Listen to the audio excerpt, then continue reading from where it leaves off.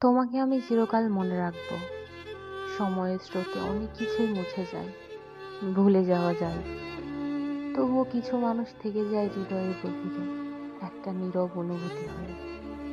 তুমি সেই মানুষ যাকে আমি কোনোদিনও ভুলতে পারবো না।